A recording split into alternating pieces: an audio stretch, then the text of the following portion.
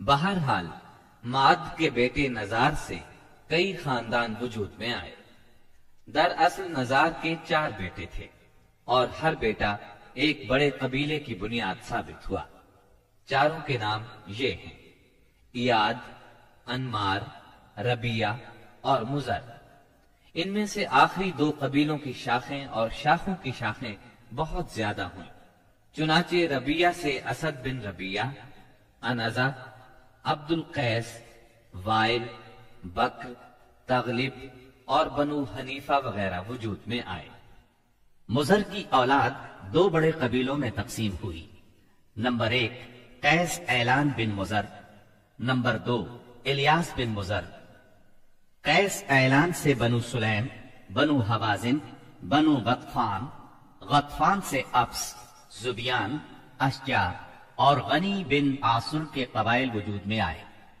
الیاس بن مزر سے تمیم بن مرہ، حزیل بن مدرکہ، بنو اسد بن خزیمہ اور کنانہ بن خزیمہ کے قبائل وجود میں آئے۔ پھر کنانہ سے قریش کا قبیلہ وجود میں آیا۔ یہ قبیلہ فہر بن مالک بن نضر بن کنانہ کی اولاد ہے۔ پھر قریش بھی مختلف شاخوں میں تقسیم ہوئے۔ مشہور قریشی شاخوں کے نام یہ ہیں: جمح، سہم، عدی، مخزوم، تیم، زہرہ اور قصی بن کلاب کے خاندان یعنی عبد الدار، اسد بن عبد العزا اور عبد مناف۔ یہ تینوں قصی کے بیٹے تھے۔ ان میں سے عبد مناف کے 4 بیٹے ہوئے جن سے 4 ذیلی قبیلے وجود میں آئے، یعنی عبد الشمس، نوفل، مطلب اور ہاشم۔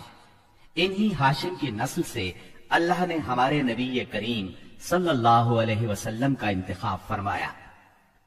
ابن عباس رضی اللہ عنہ کا بیان ہے کہ رسول اللہ صلی اللہ علیہ وسلم نے فرمایا، اللہ تعالیٰ نے مخلوق پیدا فرمائی تو مجھے سب سے اچھے گروہ کے اندر رکھا، پھر قبائل کو چنا تو مجھے سب سے اچھے قبیلے کے اندر بنایا، پھر گھرانوں کو چنا تو مجھے سب سے اچھے گھرانے میں بنایا، لہذا میں اپنی ذات کے اعتبار سے بھی سب سے اچھا ہوں اور اپنے گھرانے کے اعتبار سے بھی سب سے بہتر ہوں۔ جس وقت جزیرۃ العرب پر اسلام کا سورج طلوع ہوا، وہاں 2 قسم کے حکمران تھے، ایک تاجپوش بادشاہ جو حقیقت میں مکمل طور پر آزاد اور خود مختار نہیں تھے، اور دوسرے قبائلی سردار جنہیں اختیارات کے لحاظ سے وہی حیثیت حاصل تھی جو تاجپوش بادشاہوں کی تھی، لیکن ان کی اکثریت کو ایک مزید امتیاز یہ حاصل تھا کہ وہ مکمل طور پر آزاد اور خود مختار تھے۔ اس وقت تاجپوش حکمران یہ تھے: شاہان یمن، شاہان آل غسان یعنی شام، اور شاہان ہیرا یعنی عراق۔ باقی عرب حکمران تاجپوش نہ تھے۔ عرب عاربہ میں سے قدیم ترین قوم سبا تھی۔ اور یعنی عراق سے جو کتبات برآمد ہوئے ان میں 2500 سال قبل مسیح کی اس قوم کا ذکر ملتا ہے، لیکن اس کے عروج کا زمانہ 11 صدی قبل مسیح سے شروع ہوتا ہے۔ اس کی تاریخ کے اہم ادوار یہ ہیں: 650 قبل مسیح سے پہلے کا دور۔ اس دور میں سبا کے بادشاہوں کا لقب مکرب سبا تھا۔ ان کا پایہ تخت سرواہ تھا، جس کے کھنڈرات آج بھی معارب کے مغرب میں 1 دن کے فاصلے پر پائے جاتے ہیں۔ یہ کھنڈرات خریبہ کے نام سے مشہور ہیں۔ اسی دور میں معارب کے مشہور بند کی بنیاد رکھی گئی، جسے یمن کی تاریخ میں بہت اہمیت حاصل ہے۔ 650 قبل مسیح سے 115 قبل مسیح تک کا دور۔ اس دور میں سبا کے بادشاہوں نے مکرب کا لفظ چھوڑ کر ملک یعنی بادشاہ کا لقب اختیار کر لیا اور سرواہ کی بجائے معارب کو اپنا دارالسلطنت بنایا۔ اس شہر کے کھنڈرات آج بھی صنعاء سے 60 میل مشرق میں پائے جاتے ہیں۔ 115 قبل مسیح سے 300 عیسوی تک کا دور۔ اس دور میں سبا کی مملکت پر قبیلہ حمیر کو غلبہ حاصل رہا اور اس نے معارب کی بجائے ریدان کو اپنا پایہ تخت بنایا پھر ریدان کا نام ظفار پڑ گیا، جس کے کھنڈرات آج بھی شہر یرین کے قریب ایک دائرہ نما پہاڑی پر پائے جاتے ہیں۔ اسی دور میں قوم سبا کا زوال شروع ہوا۔ 300 عیسوی کے بعد سے آغاز اسلام تک کا دور۔ اس دور میں یمن کے اندر مسلسل اضطراب اور انتشار برپا رہا۔ انقلابات آئے، خانہ جنگیاں ہوئیں اور بیرونی قوموں کو مداخلت کے مواقع ہاتھ آئے، یہاں تک کہ ایک وقت ایسا بھی آیا کہ یمن کی آزادی سلب ہو گئی۔ چنانچہ اسی دور میں رومیوں نے عدن پر فوجی قبضہ کیا اور ان کی مدد سے حبشیوں نے ہمیر اور ہمدان کی آپس میں کشمکش سے فائدہ اٹھایا اور 340 عیسوی میں پہلی بار یمن پر قبضہ کیا۔ یہ قبضہ 378 عیسوی تک برقرار رہا۔ اس کے بعد یمن کی آزادی تو بحال ہو گئی، مگر معارب کے مشہور بند میں رکھنے پڑنا شروع ہو گئے، یہاں تک کہ 450 عیسوی یا 451 عیسوی میں بند ٹوٹ گیا اور وہ عظیم سیلاب آیا جس کا ذکر قرآن مجید کی سورہ سبا میں سیل عرم کے نام سے کیا گیا ہے۔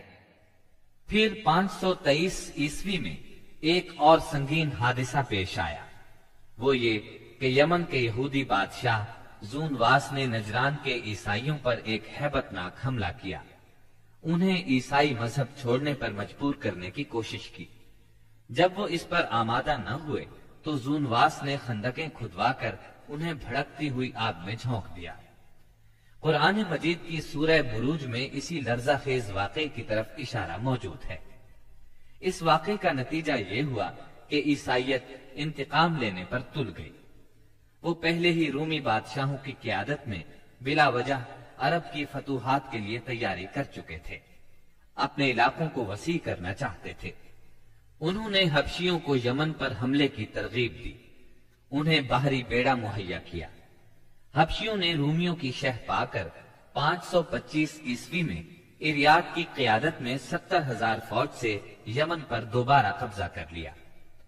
قبضے کے بعد اریاق نے شاہ حبش کے گورنر کی حیثیت سے یمن پر حکمرانی کی، لیکن پھر اس کی فوج کے ایک ماتحت کمانڈر ابرہا نے اسے قتل کر کے خود اقتدار پر قبضہ جما لیا اور شاہ حبش کو بھی راضی کر لیا کہ وہ اس کے قبضے کو تسلیم کر لے۔ یہ وہی ابرہا ہے جس نے بعد میں خانہ کعبہ کو ڈھانے کی کوشش کی اور ایک لشکر جرار کے علاوہ چند ہاتھیوں کو بھی فوج کشی کے لیے ساتھ لایا، جس کی وجہ سے یہ لشکر اصحاب الفیل کے نام سے مشہور ہوا۔ عراق اور اس کے نواحی علاقوں پر سائرس اعظم کے زمانے ہی سے اہل فارس کی حکمرانی چلی آ رہی تھی۔ اسے کوروش کبیر، خورس یا سائرس ذوالقرنین بھی کہا جاتا ہے۔ اس کا زمانہ 557 تا 529 قبل مسیح ہے۔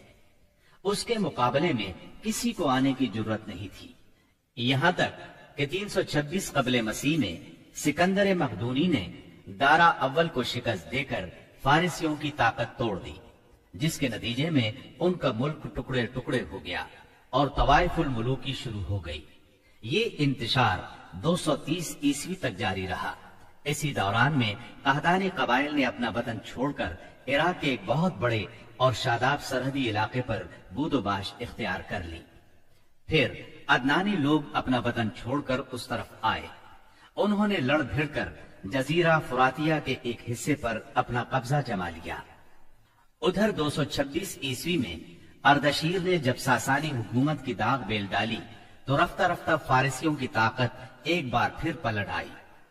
اردشیر کے عہد میں حیرہ، بادیات العراق اور جزیرے کے ربیعی اور مزری قبائل پر جزیمت الوضاح کی حکمرانی تھی۔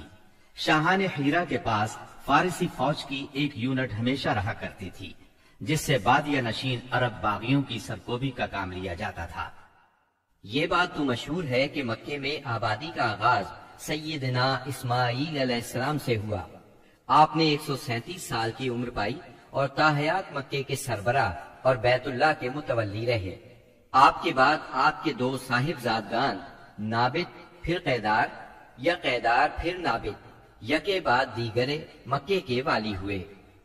ان کے بعد ان کے نانا مزاز بن عمر جرہمی نے اقتدار اپنے ہاتھ میں لے لیا۔